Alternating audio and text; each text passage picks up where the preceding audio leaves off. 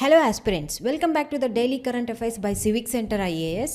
ఈ వీడియోలో స్టేట్ పిఎస్సీలకు సంబంధించిన ముఖ్యమైన కరెంట్ అఫైర్స్ అంశాల గురించి తెలుసుకోబోతున్నాం. ఇందులో మొదటి ఆర్టికల్ని కనుక చూసుకున్నట్లయితే 123 ఏళ్ల తర్వాత రెండోసారి నవంబర్లో అత్యధిక ఉష్ణోగ్రతలు నమోదైనట్లు భారత వాతావరణ శాఖ సోమవారం తెలిపింది. అక్టోబర్లో రుతుపవనాల అనంతర కాలం నుండి ఈ వార్మింగ్ ధోరణి కొనసాగింది. 2024ను ప్రపంచవ్యాప్తంగా అత్యంత వెచ్చని సంవత్సరంగా మార్చడానికి ఇది దోహదం చేస్తుంది. వాతావరణ శాస్త్రవేత్తల అభిప్రాయం ప్రకారం భారతదేశంలో సాధారణ ఉష్ణోగ్రతల కంటే ఎక్కువ ఉండటానికి 2 ప్రధాన కారణాలు ఉన్నాయి. ఇందులో ఒకటి భారతదేశంలోని వాయవ్య మైదానాలను ప్రభావితం చేసే బలమైన పశ్చిమ అవాంతరాలు లేకపోవడం, రెండవది తుఫాను అవాంతరాలు లేకపోవడం. ఈ రెండు దేశవ్యాప్తంగా వర్షపాత కార్యకలాపాలను అత్యల్ప స్థాయిలో ఉంచాయి. ఇప్పుడు భారత వాతావరణ శాఖ గురించి తెలుసుకుందాం. ఇది 1875లో స్థాపించబడింది. దేశం యొక్క జాతీయ వాతావరణ సేవ, వాతావరణ శాస్త్రం, దాని అనుబంధ విషయాలకు సంబంధించిన ప్రభుత్వ సంస్థగా ఇది వ్యవహరిస్తుంది.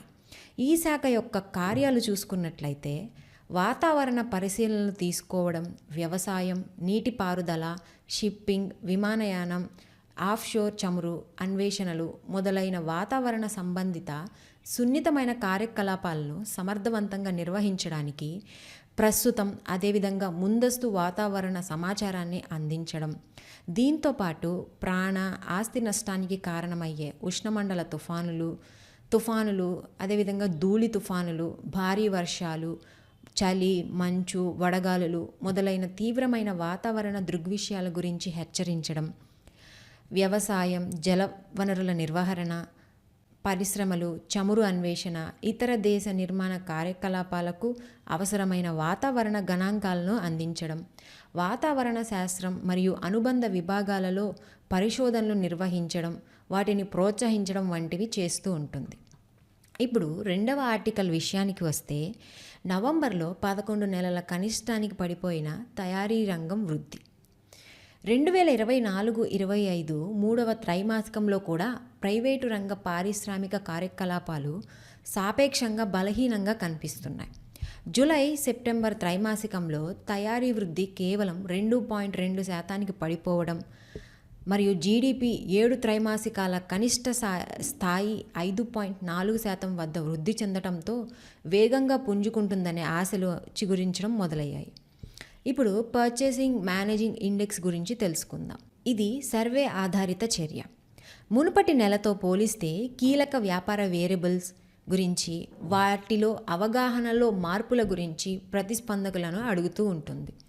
కంపెనీల నిర్ణయాలు తీసుకునేవారు, విశ్లేషకులు మరియు పెట్టుబడిదారులకు ప్రస్తుత, అదేవిధంగా భవిష్యత్ వ్యాపార పరిస్థితుల గురించి సమాచారాన్ని అందించడం పిఎంఐ యొక్క ముఖ్య ఉద్దేశంగా చెప్పుకోవచ్చు. ఇప్పుడు ఈ పిఎంఐలో 2 రకాలు అనేవి ఉన్నాయి. అందులో ఒకటి తయారీ పిఎంఐ, రెండవది సర్వీసెస్ పిఎంఐ. తయారీ సేవల రంగాలకు విడివిడిగా లెక్కించి ఆ తర్వాత కాంపోజిట్ ఇండెక్స్ని రూపొందించడం జరుగుతుంది.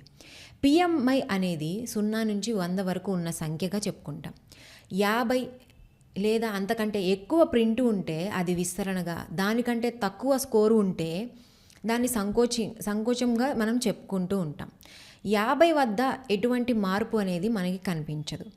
మునుపటి నెల పిఎంఐ ప్రస్తుత నెల పిఎంఐ కంటే ఎక్కువగా ఉంటే అది ఆర్థిక వ్యవస్థ కుంచుకుపోతుందని సూచిస్తుంది. అయితే ఇది సాధారణంగా ప్రతి నెల ప్రారంభంలో విడుదలవుతూ ఉంటుంది. అందువల్ల ఇది ఆర్థిక కార్యకలాపాలకు మంచి ప్రధాన సూచికగా పరిగణించబడుతుంది. ప్రపంచవ్యాప్తంగా 40కి పైగా ఆర్థిక వ్యవస్థలకు పిఎంఐ ఐహెచ్ఎస్ మార్కెట్ సంకలనం చేసింది. ఐహెచ్ఎస్ మార్కెట్ ప్రపంచవ్యాప్తంగా ఆర్థిక వ్యవస్థలను నడిపించే ప్రధాన పరిశ్రమలు, మార్కెట్ల కోసం సమాచారం, విశ్లేషణలు మరియు పరిష్కారాల్లో గ్లోబల్ లీడర్గా వ్యవహరిస్తూ ఉంటుంది. ఐహెచ్ మార్కెట్ అనేది S&P గ్లోబల్లో భాగంగా ఉంది. అయితే ఇప్పుడు పిఎంఐ యొక్క ప్రాముఖ్యతను కనుక చూసుకున్నట్లయితే, ఆర్థిక ఆరోగ్యానికి సూచికగా పిఎంఐని విస్తృతంగా అనుసరిస్తారు. ఎందుకంటే ఇది తయారీ, సేవల రంగం, ఆర్థిక వృద్ధికి కీలక చోదక శక్తిగా అనేది వ్యవహరిస్తూ ఉంటుంది. సాధారణంగా అధిక పిఎంఐ రీడింగ్ ఆర్థిక వ్యవస్థకు సానుకూల సంకేతంగా కనిపిస్తూ ఉంటుంది. ఎందుకంటే ఇది తయారీ, సేవల రంగాలు బాగా పనిచేస్తూ ఆర్థిక వృద్ధికి దోహదం చేస్తున్నాయని అర్థ వివరణ ఇస్తూ ఉంటుంది. తక్కువ పిఎంఐ రీడింగ్ ప్రతికూల సంకేతంగా పరిగణించబడుతుంది. ఎందుకంటే ఇది తయారీ మరియు సేవల రంగాలు కష్టపడుతున్నాయని, అదేవిధంగా మొత్తం ఆర్థిక వ్యవస్థ యొక్క పనితీరు దిగజారవచ్చని సూచిస్తూ ఉంటుంది. ఇప్పుడు 3వ ఆర్టికల్ని కనుక చూసుకున్నట్లయితే, అంతర్జాతీయంగా ముడి చమురు ధరలు తగ్గుముఖం పట్టడంతో దేశీయంగా ఉత్పత్తి అయ్యే ముడి చమురు, జెట్ ఫ్యూయల్, డీజిల్, పెట్రోల్ ఎగుమతులపై 30 నెలల పన్నును ప్రభుత్వం రద్దు చేయడం జరిగింది.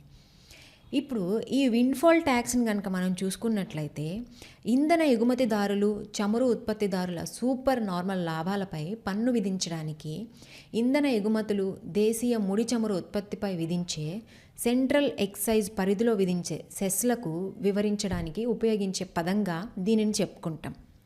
అయితే ఈ విండ్ఫాల్ అనే పదం లాభాలలో ఊహించని పెరుగుదలను సూచిస్తూ ఉంటుంది. విండ్ఫాల్ లాభాలపై పన్నును విండ్ఫాల్ ట్యాక్స్ అని పిలుస్తూ ఉంటారు. ఇది సాధారణంగా చమురు, గ్యాస్, మైనింగ్ వంటి పరిశ్రమలపై విధించబడుతూ ఉంటుంది. అయితే ఈ విండ్ఫాల్ ట్యాక్స్ విధించడం వెనుక ఉన్న ఉద్దేశం కనుక చూసుకున్నట్లయితే, అధిక ధరలు, వినియోగదారుల ఖర్చుతో ఉత్పత్తిదారులకు ప్రయోజనం చేకూర్చినప్పుడు ఊహించని లాభాల పునఃపంపిణీ, దీని తర్వాత సామాజిక సంక్షేమ పథకాలకు నిధులు సమకూర్చడం, ప్రభుత్వానికి అనుబంధ ఆదాయ వనరుగా ఉండటం, దేశంలో విస్తరిస్తున్న వాణిజ్య లోటును తగ్గించడానికి ప్రభుత్వానికి ఒక మార్గంగా ఉండటం, ఇటువంటి కారణాలన్నీ కూడాను ఈ విండ్ఫాల్ ట్యాక్స్ విధించడం వెనుక ఉన్నటువంటి కారణాలన్నమాట. దీని తర్వాత దీని యొక్క ప్రయోజనాలు చూసుకున్నట్లయితే, మొదటిగా ఆదాయ కల్పన. ఆర్థిక సంక్షోభాల నుంచి ప్రభుత్వం నష్టాలను పూడ్చుకోవడానికి, భారత్ ఆర్థిక వ్యవస్థకు తోడ్పడడానికి ఈ విపరీతమైన పన్ను దోహదపడుతూ ఉంటుంది. రెండవది రీఇన్వెస్ట్మెంట్. ఇది చమురు కంపెనీలు వాళ్ళు ఊహించినటువంటి లాభాలను ఉద్యోగాల కల్పన, పర్యావరణ ప్రాజెక్టులు, మౌలిక సదుపాయాల వంటి రంగాలలో తిరుగు పెట్టుబడి పెట్టడానికి ప్రోత్సహిస్తూ ఉంటుంది. అదేవిధంగా సృజనాత్మకత, సామాజిక ప్రయోజనాలను కూడా ఇది ప్రోత్సహిస్తూ ఉంటుంది. మూడవది ధరల తగ్గింపు. అధిక ఆదాయం ఉన్న పరిశ్రమలపై పన్ను విధించడం ద్వారా ఖరీదైన వస్తువులు మరియు సేవల ధరలను తగ్గించాలని, ప్రజలకు మరింత సరసమైనదిగా మార్చాలని ప్రభుత్వం లక్ష్యంగా పెట్టుకోవడం జరిగింది. యూరప్లో యుద్ధం కారణంగా పెరుగుతున్న చమురు ధరల లాభాలు, పెరిగిన క్రూడ్ ఆయిల్ కంపెనీలను ఈ పన్ను ప్రత్యేకంగా లక్ష్యంగా చేసుకుంది. రెండవది ఆర్థిక ప్రభావం. ఈ పన్ను ఆర్థిక వ్యవస్థకు ప్రయోజనం చేకూర్చడమే లక్ష్యంగా ఉన్నప్పటికీ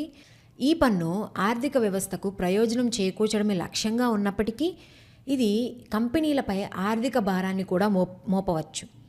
ఆర్థిక ప్రభావం. ఈ పన్ను ఆర్థిక వ్యవస్థకు ప్రయోజనం చేకూర్చడమే లక్ష్యంగా పెట్టుకున్నప్పటికీ ఇది ఈ కంపెనీలపై ఆర్థిక భారాన్ని కూడా మోపవచ్చు. ఇది వారి దీర్ఘకాలిక లాభదాయకత, ఆర్థిక వ్యవస్థపై ప్రభావం చూపుతూ ఉంటుంది. ఇకపోతే 4వ ఆర్టికల్ని కనుక చూసుకున్నట్లయితే, వస్తు సేవల పన్ను. జీఎస్టీ అమల్లోకి వచ్చిన 7 ఏళ్ల తర్వాత తొలిసారిగా పన్ను రేట్లను పునర్వ్యవస్థీకరించే చర్యల్లో భాగంగా ఏరేటెడ్ పానీయాలు, సిగరెట్లు, పొగాకు సంబంధిత ఉత్పత్తులు వంటి డీమెరిట్ వస్తువులపై 35% ప్రత్యేక రేటును ఏర్పాటు చేయనున్నారు. ఇప్పుడు జీఎస్టీ గురించి తెలుసుకుందాం. జీఎస్టీ అనేది ప్రాథమికంగా వినియోగ పన్ను. ఇది తుది వినియోగ బిందువు వద్ద విధించబడుతూ ఉంటుంది. ఒక దేశం, ఒకే మార్కెట్, ఒకే పన్ను అనే నినాదంతో జీఎస్టీని ప్రారంభించడం జరిగింది. జీఎస్టీ పన్నులో ఉపయోగించే సూత్రం గమ్య సూత్రం. ఇది విలువల జోడింపుపై విధించబడి సెట్ ఆఫ్లను అందిస్తుంది. తత్ఫలితంగా ఇది తుది వినియోగదారుడిపై పన్ను భారాన్ని పెంచే క్యాస్కేడింగ్ ప్రభావం లేదా పన్నును నివారించడం జరుగుతూ ఉంటుంది. ఇది సప్లై లైన్లోని ప్రతి పాయింట్ ఆఫ్ సేల్ వద్ద వస్తువులు మరియు వాటి సేవలపై సేకరించబడుతూ ఉంటుంది. వస్తువులు లేదా సేవలను సేకరించడానికి వ్యాపారి చెల్లించే జీఎస్టీ వస్తువులు మరియు సేవల సరఫరాపై వర్తించే పన్నుకు వ్యతిరేకంగా దీనిని సెట్ చేయటం జరుగుతూ ఉంటుంది. జీరో రేటెడ్ వస్తువులతో పాటు కొత్త విధానంలో 5%, 12%, 18% మరియు 28%గా 4 పన్ను స్లాబ్లు మాత్రమే ఉండటం జరిగింది. ఇప్పుడు ఈ సిన్ వస్తువుల గురించి చూద్దాం. సిన్ వస్తువులు సమాజానికి హానికరంగా భావించే వస్తువులు. ఉదాహరణకి ఆల్కహాల్, పొగాకు, క్యాండీలు, మందులు, శీతల పానీయాలు, ఫాస్ట్ ఫుడ్లు, కాఫీ, చక్కెర, జూదం మొదలైన వంటివి ఈ సిన్ వస్తువులకి ఉదాహరణలుగా చెప్పుకోవచ్చు. సిన్ ట్యాక్స్ వస్తువులపై ప్రభుత్వం విధించే పన్ను. సామాజికంగా హానికరమని భావించే వస్తువులు, సేవలపై సిన్ ట్యాక్స్ను విధించడం జరుగుతుంది. అందువల్ల పొగాకు, జూదం వెంచర్లు, ఆల్కహాల్, సిగరెట్లు, ఇతర విషయాలు సిన్ పన్నుకు లోబడి ఉన్న ఉత్పత్తులకు ఉదాహరణలుగా చెప్పుకోవచ్చు. ప్రస్తుతం ఉన్న జీఎస్టీ రేటు స్ట్రక్చర్ ప్రకారం సెస్ను ఆకర్షించే కొన్ని సిన్ వస్తువుల్లో సిగరెట్, పాన్ మసాలా, ఏరేటెడ్ డ్రింకులు కూడా ఉన్నాయి. సిన్ వస్తువులతో పాటు కార్లు వంటి లగ్జరీ ఉత్పత్తులపై కూడా సెస్ విధిస్తున్నారు. ఇది వస్తువులపై ప్రభుత్వం విధించే పన్నుగా చెప్పుకుంటాం. సామాజికంగా హానికరమని భావించే వస్తువులు, సేవలపై సిన్ పన్ను విధిస్తారు. ఒకటి, అవాంఛనీయ వస్తువులను చాలా ఖరీదైనగా మార్చడం. సిన్ పన్ను 2 లక్ష్యాలను నెరవేర్చడానికి ఉద్దేశించబడ్డాయి. ఒకటి, అవాంఛనీయ వస్తువులను చాలా ఖరీదైనగా మార్చడం. హేతుబద్ధమైన వినియోగదారులు ఆ అలవాటును వదులుకోవాల్సి వస్తుంది. రెండవది, ఈ ఉత్పత్తులను ఉత్పత్తి చేసే పరిశ్రమ అధిక పన్ను చెల్లించేలా చేయటం. ఇది ఇతర సంక్షేమ ఖర్చులకు నిధులను సమకూర్చడానికి ఉపయోగించవచ్చు. ఇప్పుడు జీఎస్టీ కౌన్సిల్ గురించి తెలుసుకుందాం. భారతదేశంలో వస్తు సేవల పన్ను అంటే జీఎస్టీ అమలుకు సంబంధించిన అంశాలపై సిఫార్సులు చేయడానికి బాధ్యత వహించే రాజ్యాంగ సంస్థ జీఎస్టీ కౌన్సిల్. భారతదేశంలో ప్రస్తుతం ఉన్న పన్ను వ్యవస్థను సరళంతరం చేయడానికి ఇది ఏర్పాటు చేయబడింది. ఇక్కడ కేంద్రం, రాష్ట్రాలు 2 బహుళ పన్నులు విధించాయి. ఇది దేశవ్యాప్తంగా మరింత ఏకరీతిగా ఉంటుంది. దీని యొక్క రాజ్యాంగ నిబంధనలు కనుక చూసుకున్నట్లయితే 2016 నాటి 101వ సవరణ చట్టం జీఎస్టీ అమలుకు మార్గాన్ని సుగమం చేసింది. సవరణ చట్టం రాజ్యాంగంలో కొత్త ఆర్టికల్ 279(a)ను చేర్చింది. ఇది జీఎస్టీ కౌన్సిల్ లేదా ఉత్తర్వు ద్వారా ఏర్పాటు చేయడానికి రాష్ట్రపతికి అధికారాన్ని ఇస్తుంది. ఇందులో సభ్యులు కనుక చూసుకున్నట్లయితే ఈ మండలిలో సభ్యులుగా కేంద్ర ఆర్థిక మంత్రి చైర్పర్సన్గా, కేంద్రానికి చెందిన కేంద్ర సహాయ మంత్రి ఆర్థిక మంత్రిగా కొనసాగుతూ ఉంటారు. ప్రతి రాష్ట్రం ఆర్థిక లేదా పన్నుల ఇన్ఛార్జ్ మంత్రిని లేదా మరే ఇతర మంత్రినైనా సభ్యుడిగా నామినేట్ చేయవచ్చు. ఇకపోతే 5వ ఆర్టికల్ విషయానికి వస్తే అంతర్జాతీయ వికలాంగుల దినోత్సవం. అంతర్జాతీయ వికలాంగుల దినోత్సవం ప్రతి సంవత్సరం డిసెంబర్ 3న జరుపుకుంటాం. ఇది ప్రపంచవ్యాప్తంగా వికలాంగుల స్థితిస్థాపకత, సహకారం మరియు వారి యొక్క నాయకత్వాన్ని గుర్తుగా జరుపుకుంటూ ఉంటుంది. వికలాంగుల హక్కుల కోసం వాదించడం, అందరికీ సమాన అవకాశాలు సృష్టించడంలో ప్రపంచ నిబద్ధత గుర్తుగా ఈరోజు గుర్తు చేసుకుంటూ ఉంటుంది. ఈ సంవత్సరం యొక్క థీమ్ చూసుకున్నట్లయితే amplifying the leadership of persons with disabilities for an inclusive and sustainable ఫ్యూచర్గా ఈ సంవత్సరం యొక్క థీమ్ని మనం చూడవచ్చు. ఇప్పుడు అంతర్జాతీయ వికలాంగుల దినోత్సవం గురించి తెలుసుకుందాం. ఇది ఏటా డిసెంబర్ 3వ తారీఖున జరుపుకుంటూ ఉంటారు. థీమ్ 2023ను కనుక చూసుకున్నట్లయితే సమ్మిళిత మరియు సుస్థిర భవిష్యత్తు కోసం వికలాంగుల న్యాయకత్వాన్ని పెంపొందించడం అనేది 2023 యొక్క థీమ్గా మనం చూసుకుంటూ ఉంటాం. 1992లో ఐక్యరాజ్య సమితి సర్వప్రతినిధి సభ ప్రకటించింది. దీని యొక్క లక్ష్యాలు చూసుకున్నట్లయితే వికలాంగుల హక్కులు మరియు వారి శ్రేయస్సును ప్రోత్సహించడం, అదేవిధంగా రాజకీయ, సామాజిక, ఆర్థిక, సాంస్కృతిక జీవితంలో వారిని చేర్చడంపై అవగాహన అనేది పెంచడం లక్ష్యంగా పెట్టుకుంది. కీలక మైలురాయి గనక చూసుకున్నట్లయితే వికలాంగుల హక్కుల సదస్సు 2006 ప్రకారం సుస్థిర అభివృద్ధి కోసం 2030 ఎజెండా వంటి చట్టంలో వికలాంగుల హక్కులను బలోపేతం చేయడం లక్ష్యంగా పెట్టుకుంది. ఇప్పుడు భారత ప్రభుత్వం యొక్క కీలక కార్యక్రమాలు చూసుకున్నట్లయితే ఇందులో మొదటిది వికలాంగుల సాధికారికత విభాగం DEPWD. ఇది మే 12, 2012న స్థాపించడం జరిగింది. అయితే దీనిని 2014 డిసెంబర్లో దీని యొక్క పేరు మార్చడం జరిగింది. దీని యొక్క ముఖ్య ఉద్దేశం చూసుకున్నట్లయితే అంగవైకల్యానికి సంబంధించిన విధానాలు, కార్యక్రమాలను సమన్వయం చేయడానికి నోడల్ ఏజెన్సీగా పనిచేస్తూ ఉంటుంది. ఇప్పుడు భారత ప్రభుత్వం యొక్క కీలక కార్యక్రమాలు కనుక చూసుకున్నట్లయితే అందులో మొదటిది వికలాంగుల సాధికారికత విభాగం. ఇది మే 12, 2012లో స్థాపించబడింది. అయితే ఇందులో యాక్సెసిబుల్ ఇండియా క్యాంపెయిన్ని విడుదల చేయడం జరిగింది. భారత ప్రభుత్వం యొక్క కీలక కార్యక్రమాలు చూసుకున్నట్లయితే ఇందులో మొదటిది వికలాంగుల సాధికారికత విభాగం. ఇది యాక్సెసిబుల్ ఇండియా క్యాంపెయిన్గా స్థాపించబడింది. ఇది డిసెంబర్ 3, 2015న విడుదల చేయడం జరిగింది. దీని యొక్క ఫోకస్ ప్రాంతాలు కనుక చూసుకున్నట్లయితే మొదటిది బిల్డ్ ఎన్విరాన్మెంట్ యాక్సెసిబిలిటీ, రెండవది రవాణా ప్రాప్యత, మూడవది access information and communication ecosystem, నాలుగవది భారతీయ సంకేత భాష ప్రాప్యతను విస్తరించడం వంటివి లక్ష్యంగా పెట్టుకుంది. రెండవది దీన్ దయాళ్ దివ్యాంగుల పునరావాస పథకం DDRS.